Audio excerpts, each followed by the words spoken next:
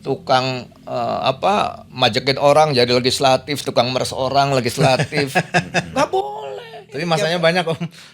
Yang milih. Masalahnya begitu kan ya, apalagi presiden.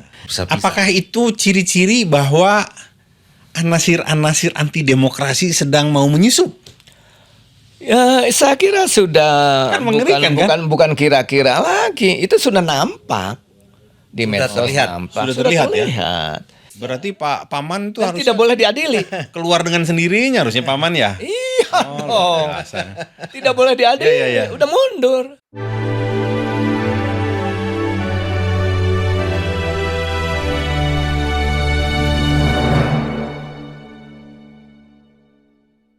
Oke, ketemu lagi bersama saya Ismail Saya Dimas. ya di podcastnya Bargama, dan sekarang kita kedatangan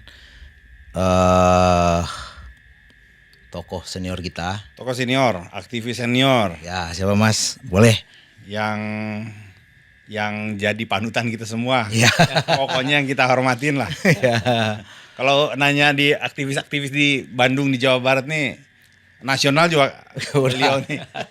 Kalau kita trace ke belakang luar biasa lah. Dokter Andi, apa kabar? Berentam. Baik, apa kabar? Pak Dokter. Kang Ismail, Kang Dimas, dan kepada Baik. seluruh pendengar, selamat malam. Terima kasih sekali nih udah datang Om. Di sela-sela Terima kasih, kesibukan. sama-sama. Di sela-sela kesibukan. Luar biasa. Ya, memang ini kan semua pada ribut soal pilpres ya. Ya justru itulah makanya kita pengen tahu dari pakarnya nih soal pilpres ini kan, apakah sekedar memilih pemimpin saja atau ada urusannya sama masa depan negara kita, apa gimana nih? Tolong Dokter Andi tolong ceritain. Kalau dulu kan disebutnya pilpres itu pesta. Itu zaman Orde Baru pesta. Oh. Karena pada saat itu jangankan ngumpul banyak orang, 5 orang aja bisa ditangkap salah satunya. Ya. Jadi Pemilunya ya, begitu Om, ya, pemilu Ya. dibolehkan. Ya. Itulah hasil pesta. Padahal Oh, ya. pemilu itu adalah momentum menentukan masa depan bangsa dalam waktu yang sangat-sangat singkat. Hanya 2 menit, 3 menit. Oke. Jadi pemilu itu esensinya harus jelas untuk menentukan masa depan bangsa. Jadi nggak bisa pemilu serentak ramai-ramai, gimana coba? Waduh. Ribuan dipilih dalam 2 menit, Iya. nggak bisa dong. Betul. Jadi kalau kita bicara pemilu itu ya kita harus bicara dulu kedaulatan rakyat, belum ke sistem kita, Bang. Oke. Oke. Nah, kedaulatan Gimana rakyat tuh, Om? itu ada 3. Ada 3, oke. Memilih pemimpinnya secara langsung, melakukan referendum, dan melakukan demokratisasi. Oh, ketiga itu demokratisasi ya. Tiga. Demokratisasi. Mantap. Nah, sekarang demokratisasi itu apa sih gitu? Nah, tentunya kan sebagai anak bangsa kita baru berdaulat kalau demokratisasi ini ada demokrasi politik dan demokrasi ekonomi. Oke. Oke. Pada kenyataannya, secara ekonomi masyarakat kita sulit tertindas, Ya. terjajah secara ekonomi maupun juga tentunya politik dan budaya. 3 lagi, ekonomi, politik, budaya, 3. 3. Nah, Bung Karno nyebutnya Trisakti. Ya. Nah, dalam zaman Pak Harto ada juga 3 trilogi, yaitu Tiga ini angka sakti memang. stabilitas ekonomi, Kualitas ekonomi. kemudian Oh, iya. pemerataan dan Ya. pertumbuhan Pertumbuhan dan pemerataan. dan pemerataan. 3 juga. 3. Jadi 3 itu memang harus kita perhatikan gitu loh. Nah, sekarang kita bicara tadi bahwa pilpres ini adalah dalam sistem apa kita? Ini kan sistemnya presidensial. Ya. Jadi tadi pilpres itu menentukan masa depan bangsa dan tidak boleh ada pilpres serentak. Karena itu kita Pemilunya memilih dalam serentak waktu gitu dekat. ya. Esensinya nggak nyampe.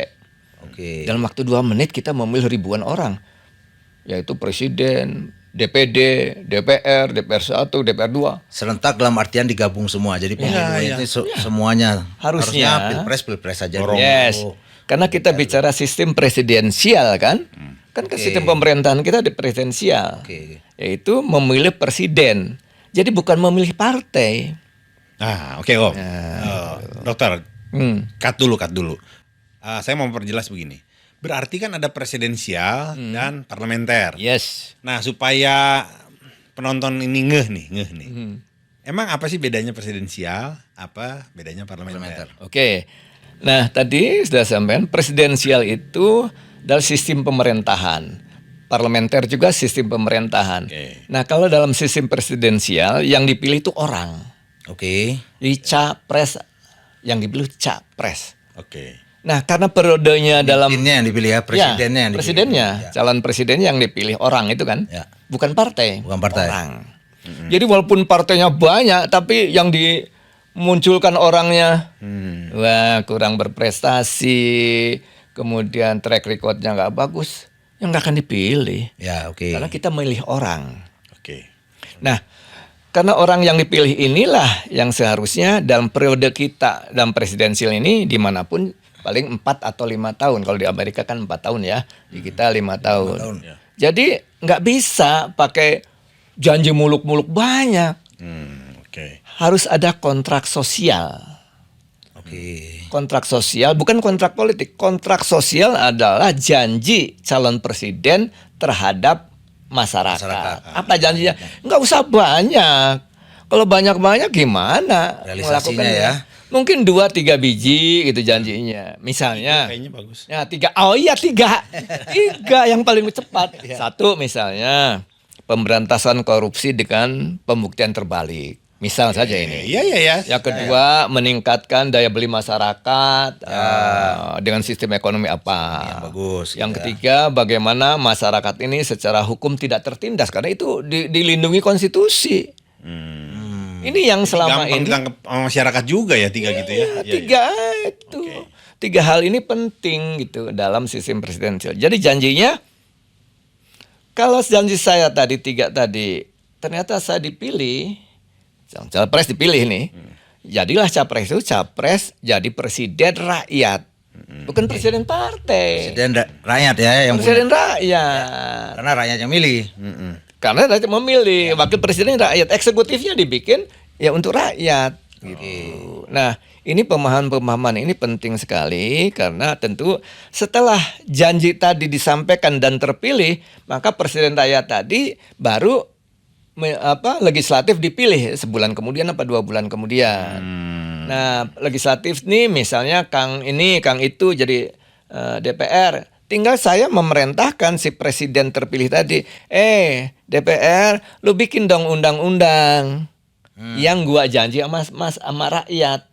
Yaitu undang-undang bagaimana pembuktian terbalik pemberantasan korupsi, bikin. Mana undang-undangnya? Ya. Janji itu harus direalisasikan. Ya, gitu. Lalu yang kedua meningkatkan daya beli masyarakat, pakai sistem ekonomi apa gitu ya. Oke. Bikin undang-undangnya. Yang ketiga, bagaimana mafia peradilan, mafia hukum ini sebagai janji saya kan itu. Bagaimana nih aturan mainnya gitu, bukan supremasi hukum kuat tapi pelaku hukumnya yang tidak benar gitu ya. Nah, inilah yang disebut kontrak sosial dalam sistem presidensial. Nah, dalam sistem parlementer maka yang dipilih itu orang partai. Partainya. Parlemennya yang dipilih. Parlemennya dulu. Parlemen. Nah, jadi Ada partai pemenang jadi istilahnya. ada kan? partai pemenang dan kalau partai pemenang kurang memenuhi persyaratan 51%, maka ngajak berkoalisi. Namanya ngajak misalnya. Yang lain yang tidak bergabung dalam koalisi pemenang pemerintahan disebutnya partai oposan. Dan presidensial tidak ada oposan. Nggak ada. Ini masalah-masalah Yang ini. Bu Mega aja. tekanin itu ya. Nggak ada koalisi kalau di presiden. Ini masalah mendasar di kita. Bagaimana sesungguhnya peletakan partai oposan aja tidak ngerti gimana dong. Nah, jadi kalau parlementer koalisi partai inilah membangun pemerintahan, membangun eksekutif siapa presidennya yang terbesar, kemudian eksekutif disusun. Nah, si partai oposan DPR-nya opasannya itu harus tiap hari oposisi terus. Ya pokoknya jelek terus. Iya. Supaya apa? Supaya nanti dia kepilih 5 tahun lagi ke depan. Boleh nggak oposisinya itu masuk ke partai pemenang gitu? Harus dari awal. Harus dari awal kan? Harus dari Nggak awal. di tengah-tengah selesai Nggak pemilu. bisa. Koalisi itu udah di depan. Nggak, aku nggak kebayang kalau ternyata kalau itu bisa, jadi bisa nggak ada oposisi ya? Nggak ada. Itu yang tidak ada oposisi hanya presidensial. Dari parlementer wajib ada oposisi. Itulah yang mengkritik, tapi kritiknya bukan kritik tanpa argumentatif. Kalau kritik tanpa argumentatif namanya itu debat kusir. Kalau kritik dengan argumentatif itu adalah budaya intelektual dalam alam demokrasi. Dan di parlementer pemegang pemerintahnya kan biasanya Perdana Menteri kan Om. Perdana Menteri. Kalau Itu otomatis dari partai pemenang ya? ya partai menang nyusun. Tapi begitu dikritik Bisa turun juga. bisa langsung turun diganti, tapi masih tetap partai pemenang menggantikan.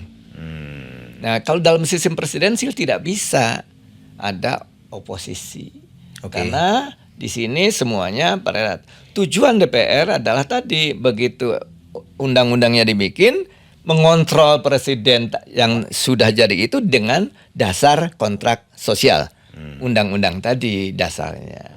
Jadi tidak geram yang kemana-mana. Kalau check and balances ini jadi dilakukan oleh siapa? Nah, yang disebut check and balance itu kan sistem bernegara. Oh. Sistem bernegara itu kan ada namanya trias politika. Ada eksekutif, legislatif, yudikatif. Ini balancingnya di sini. Nah, tugas dari legislatif sesungguhnya itu adalah hanya mengontrol dilakukan atau tidak Ya. dan menyiapkan anggarannya. Untuk pelaksanaan Untuk pelaksanaan. Nah, anggaran ini anggarannya. tidak boleh yang namanya DPR, wah gua nggak setuju, nggak akan diambil, nggak boleh seperti itu.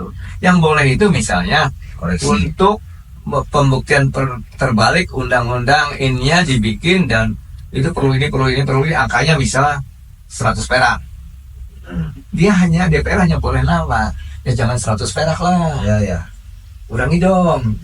Nah, disitulah negosiasinya tentang anggaran antara eksekutif dengan legislatif itu merupakan juga check and balance. Tapi bukan, tidak setuju, nggak bisa. Tapi merejus Ya, berapa merejus. persen turunnya karena situasi negara lagi sulit uang, misalnya begitu. Itu dalam sistem presidensial itu demikian. Oke. Terus balik ke pemilu yang ada sekarang tuh. Gimana pendapat Om? Suasana pemilu kita sekarang nih tahun 2000 untuk tahun 2024 ini. Ya, pertama tadi bahwa pemilu itu bukan pesta. Oke. Dulu pemilu itu menentukan momentum menentukan pemimpin untuk kepentingan masa depan bangsa yang tidak boleh mundur tapi harus maju, harus lebih baik.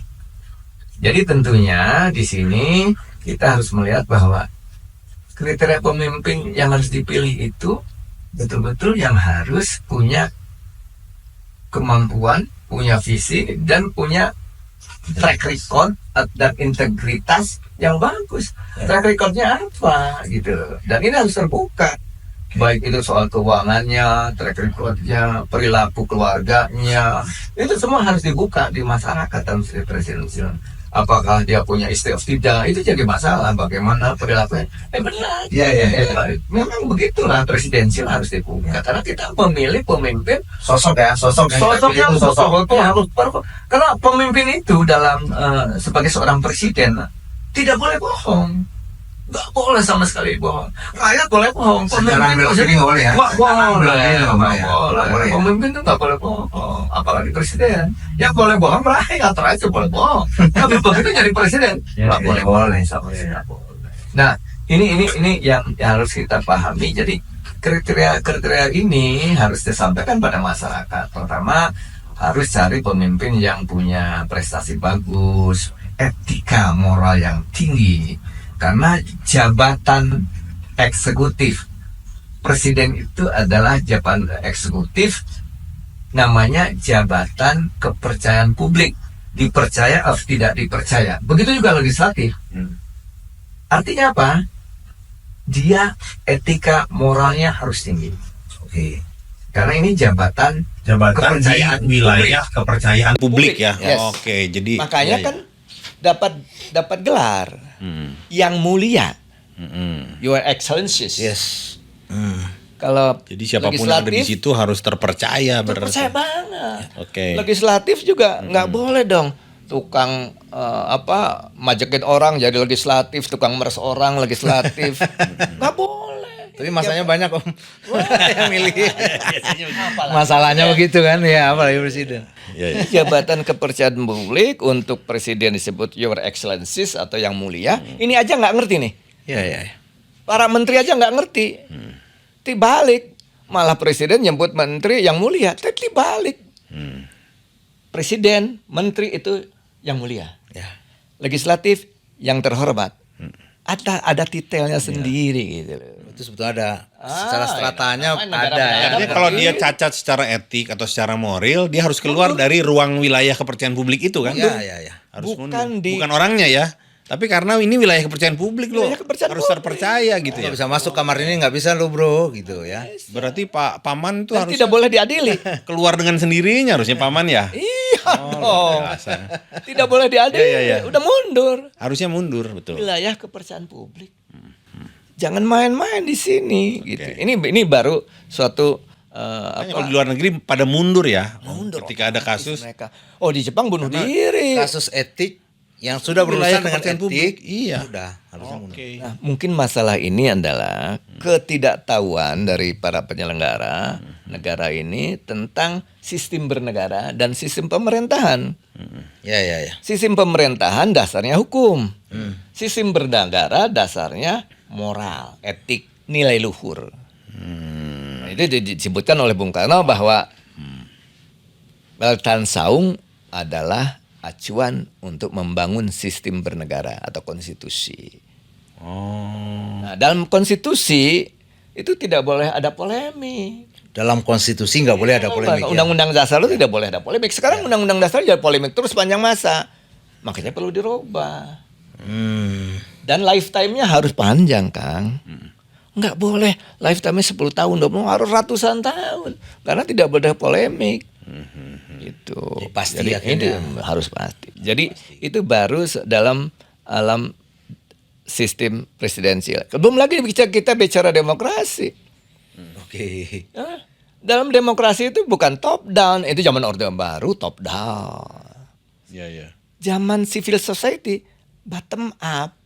Jadi kita pun salah satu kriteria dari calon pemimpin presiden tadi harus bukan mentalnya top down. Misalnya apa? Mental top down biasanya dipakai di mana? Di militer misalnya. Militer. Suruh aja. Karena itu wilayah domain militer memang harus top down. Iya di wilayah sipil. Wilayah Harus sipil bottom up. bottom up. Taktis dan strategis soalnya itu. Bicara Ya, ini sudah susah sistem bernegara. sistem negara. Sistem bernegara ini universal, bukan Indonesia saja, seluruh dunia. Sudah sepakat untuk begitu bahwa militer domainnya adalah top down. Sipil domainnya bottom up. Oke. Yang namanya demos Kratos. Demos Kratos, kekuatan dari tangan rakyat. tadi. Berarti di wilayah sipil tuh kan harus demokratis, Om. Yes. Di wilayah militer itu boleh tidak demokratis karena top down gitu. Harus kan? top down. Saya mau kasih contoh, ini benar nggak ini? Ketika atasan minta seseorang di dalam domain militer ya, jenderal, tembak tuh. Itu kan nggak ada pertanyaan gitu ya. Kenapa harus saya tembak ini? Apa salah? ada ya. Tembak aja kan gitu ya. Kalau di militer. Itu Tapi betul. kalau di sipil nggak begitu. Bisa. Ya. Atas dasar apa sih gitu ya? Ya. Gitu ya. Oh. Itu betul, tapi dalam kondisi apa? Karena militer ini alat negara. Jadi yang boleh memerintah militer, yang boleh keluar 1 biji peluru dari militer hanya atas perintah Panglima tertinggi angkatan bersenjata, yaitu presiden sebagai kepala negara. Nggak bisa kepala pemerintahan, memerintah nggak boleh. Sebagai kepala negara itu punya hak, misalnya dalam kondisi darurat militer, darurat perang, kemudian ada separatis, itu kepala negara urusannya, karena menyangkut bernegara. Berarti kuat sekali presiden ya. Oh iya, dalam Berarti presidensial penting ini pemilu ini. Betul, Nah, betul. aku mau tanya nih Om, berarti kita bicara demokrasi, bicara top down karena kita ada di wilayah sipil nih, ya, di wilayah domain sipil. Nah, berarti apa sih pentingnya? Kenapa harus demokrasi? Kenapa harus demokratis? Kenapa Ya. sih harus demokratis? Tadi kan demokrasi itu demos kratos, katanya kekuatan dari rakyat. Ya. Jadi demokrasi itu isinya satu, kebebasan berserikat, berkumpul, mengeluarkan pendapat. Oke. Nggak usah nomor 2-nya, nggak usah ya. Nggak usah. Yang ketiga aja Om. Yang ketiga. Yang ketiga adalah bahwa hak ajasi manusia itu adalah perlindungan individu bangsa terhadap kesewenang-wenangan kekuasaan. Oh. Jadi sesungguhnya yang namanya demokrasi itu satu tadi, kebebasan berserikat, berkumpul, mengeluarkan pendapat, kemudian yang kedua adalah melakukan suatu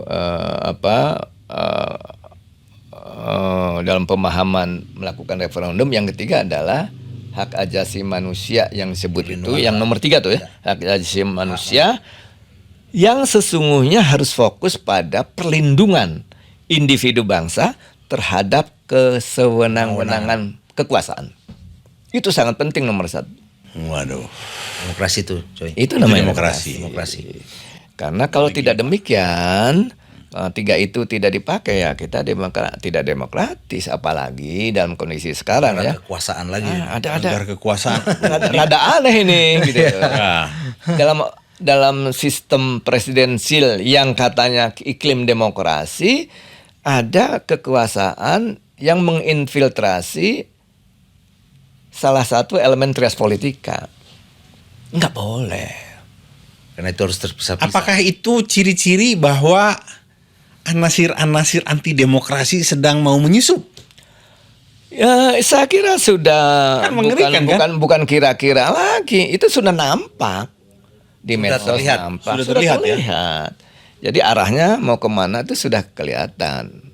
Bagaimana kekuasaan melakukan suatu infiltrasi terhadap institusi-institusi kenegaraan lainnya. Dengan telanjang loh Om itu. Nah, makanya saya pikir ini sangat berbahaya gitu. Jadi maksud saya bagaimana masyarakat ini harus sadar, karena kita pernah mengalami sesuatu hal yang sangat tidak demokratis. Itu zamannya Orde Baru. Bagaimana orang nggak bisa ngomong, adik-adik SMA mahasiswa boro-boro mau demo, kumpul 6 orang aja bisa ditangkap, baca syair aja bisa masuk penjara. Dinding ada kuping waktu itu Om. Dalam alam otoriter Iya. itu begitu. Sampai hilang Om. Oh itu sih udah pasti begitu, dia anti Pelaku penghilangan pembangunan, anti kepala pemerintahan langsung hilang. Iya. Oke. Zaman Orde Baru. Nah, berarti balik lagi ke pemilu ya. Berarti penting ya memilih pemimpin yang punya komitmen terhadap demokrasi itu kan? Yes, sangat penting. Sangat karena penting ya. Esensinya pemilu itu di sana. Ya. Esensinya pemilu itu di Dan sana. satu hal lagi dalam alam otoriter, diktator, itu masyarakat terutama anak-anak muda ini dari awal sudah dibodohkan. Diperbodoh, dibikin tidak kreatif, kemudian ditekan, Dibius gitu kan, dibius. ya dirubah mindsetnya supaya bodoh, manut kayak bebek. Dan itu terjadi 32 tahun itu. Ya. Bangsa ini bodoh kayak bebek.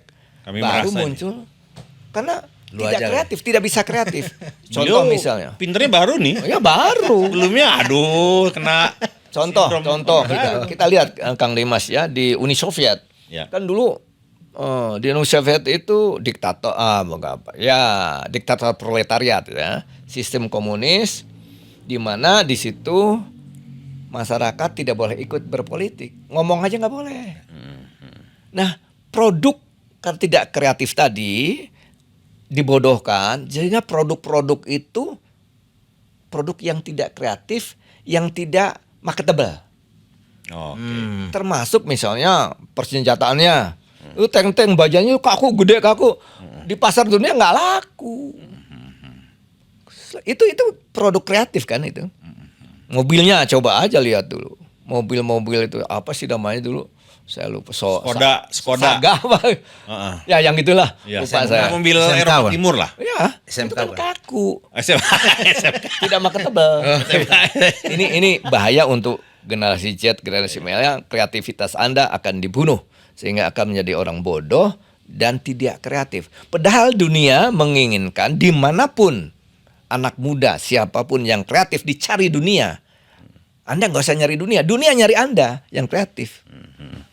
Nah ini mau dibalik kayaknya, ini yang nggak boleh. Ini berbahaya sekali ya buat masa depan. Karena Anda yang muda ini adalah pemilik masa depan bangsa.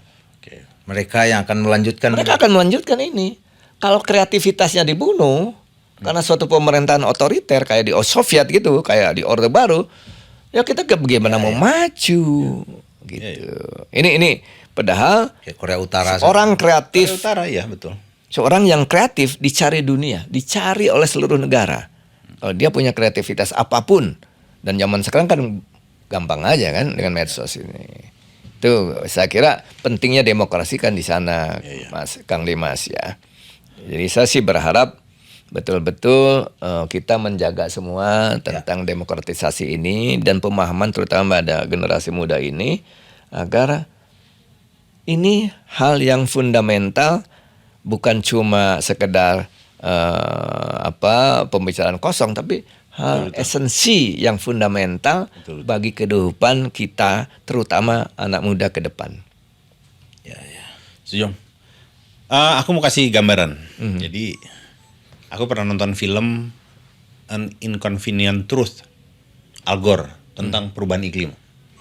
Aku mau coba hubungkan dengan bagaimana kita akan menjadi ketika demokrasi dan tidak demokrasi. Jadi gini, kalau ada bejana diisi air, ditaruh ada katak lagi berenang di dalamnya, terus dibakar, itu tuh si katak itu nggak akan sadar kalau air tambah panas, tahu-tahu dia mati aja gitu. Iya. Lain ceritanya sama kalau si bejana ini kita bakar dulu, air panas, terus si katak ini suruh masuk, dia akan loncat terbang. Yes. Nah, jadi kesimpulannya, kenapa penting kita wartakan kepada masyarakat akan pentingnya negara yang demokratis, bahwa momentum pemilu ini harus kita segera sadarkan orang bahwa harus milih pemimpin yang demokratis adalah itu. Benar ya.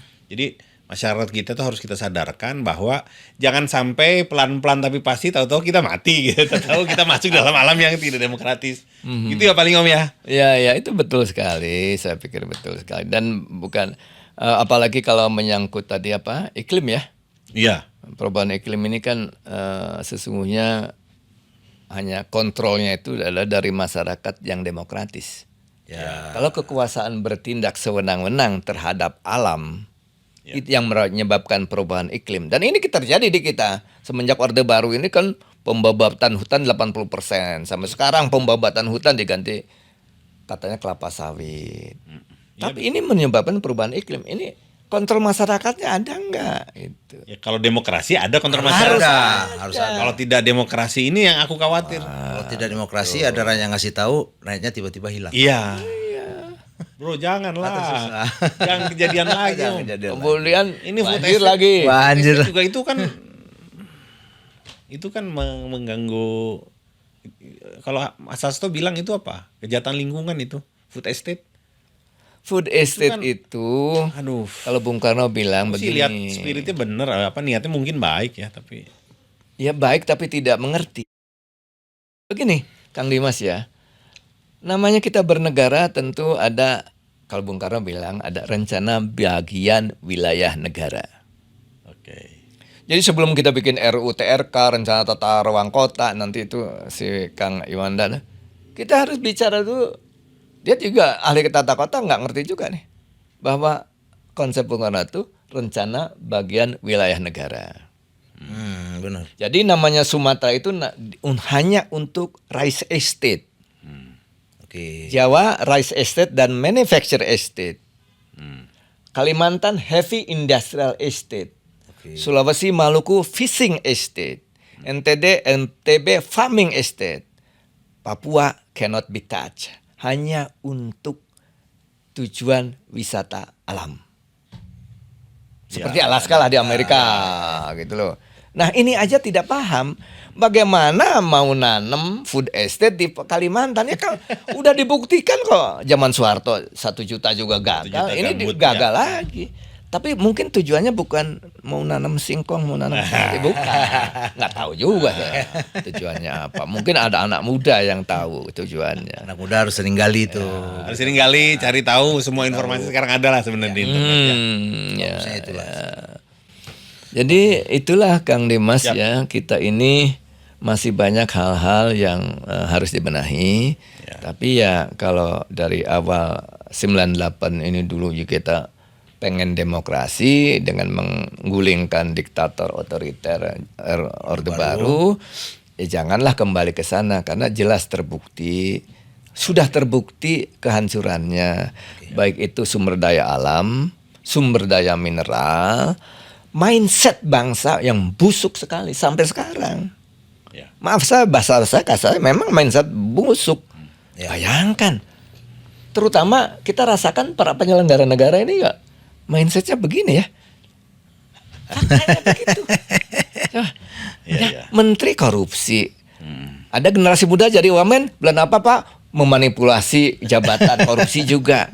Ini kenyataan kan? Iya. Anak muda yang kemarin wamen tuh. Jadi sudah mengkooptasi Konstitusi dimainkan. Konstitusi ini yang harus kita sadari bersama. Bukan kata potong generasi yang tua-tua dihilangkan, yang muda gitu juga. Ini karena pengaruh Orde Baru yang tadi membodohkan dan membuat mental buruk, korupsi, KKN, arogan, feodalisme. Siap. Terus ini Om, pesan-pesan buat penutup nih Om, buat generasi muda, buat semua deh masyarakat yang bakal jadi peserta pemilu nih. Oke. Saya sangat tertarik karena gini Mas. Tadi sudah saya sampaikan bahwa sesungguhnya pemilu itu momentum untuk menentukan masa depan bangsa, satu. Yang kedua, bahwa masa depan bangsa itu milik generasi muda atau generasi Z atau generasi milenial. Jadi, saya cuma ingin, dan saya juga pernah lihat sih ada beberapa generasi muda yang walaupun tidak pernah baca buku Pancasila, tapi di Pancasilais juga ada. Ya. Tapi intinya, bagaimana generasi muda ini memahami nilai luhur atau moral, etika moral. Dari mana? Bukan, kan kita bicara negara ini ada dasar negara. Dasar negara mungkin tahu ya. Dasar negara itu Pancasila. Tapi Pancasila bukan sebagai dasar negara saja, tapi the way of life, jalan hidup, tata kelola negara. Jadi yang ketiga yang tadi. Ya. Sekarang udah yang ketiga nih. Yang pentingnya adalah yang ketiga, harus memahami nilai luhur tentang dasar negara. Yaitu apa nilai luhur itu? Gotong royong, kebersamaan atau pluralisme. Jadi gotong royong dan pluralisme ini kalau kita bicara sejarah peradaban ini pemberian dari Gusti Allah. Peparing dalam bahasa Jawanya, bahasa Sundana pamasihan ti udah dari sononya. Dua ini gotong royong dan Pangeran pluralisme. Nah, jadi untuk generasi muda yang ketiga yang paling penting adalah bagaimana bergotong royong dengan sesama. Kalau dalam bahasa anak muda namanya membangun learning society atau komunitas belajar.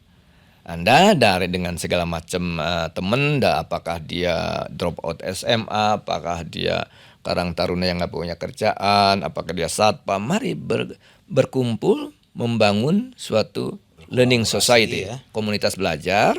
Nanti yang senior akan mengendorse dengan bisnis community supaya membantu. Maksudnya ini komunitas belajar atau learning society ini harus dibangun di seluruh Indonesia dan siapapun berhak. Terutama saya hanya inginkan generasi muda, generasi milenial supaya muncul kreativitas. Disinilah demokrasi dalam wadah yang kecil membangun suatu komunitas belajar. Berdemokrasilah Anda di situ belajar, bergotong royong di situ, berbottom up lah di situ dan menghasilkan sesuatu yang produksi. Jadi dari desain, dari pembicaraan ada metode nanti akan keluar produksi. Tanpa Anda ditekan, tanpa doktrin, tapi muncul sendiri kreativitas ini. Dalam alam demokrasi bisa begitu, Kang Ismail. Ya. Jadi itu barangkali 3 hal yang saya inginkan dari generasi muda sebagai closing statement saya. Oke. 3 hal tadi. Terima kasih. Dan Om jangan Andi. lupa ya nomor 3 tadi. Ya, Ya. siap. Ya, mantap. Silakan ditutup Om Dimas. Oke. Terima kasih nih Dokter Andi, Om Andi atas segala masukannya, atas pembagian wawasannya. Semoga bermanfaat bagi kita semua dalam rangka menyambut bukan pesta sih, jadi nggak enak nih. Jadi dalam pemilu ini bahwa penting kita memilih pemimpin yang punya komitmen terhadap demokrasi agar kita menjadi bangsa yang produktif dan menyambut Indonesia 2045 tuh bonus demografi itu memang benar-benar kita sambut Ya. untuk segera keluar dari middle income trap ya. Jadi Indonesia benar-benar jadi negara maju. Terima kasih semuanya. Wassalamualaikum warahmatullahi wabarakatuh. Amin, terima kasih. Ketemu lagi Kang Dimas. di podcast Salam. Bargama. Assalamualaikum warahmatullahi wabarakatuh. Salam. Amin. Makasih.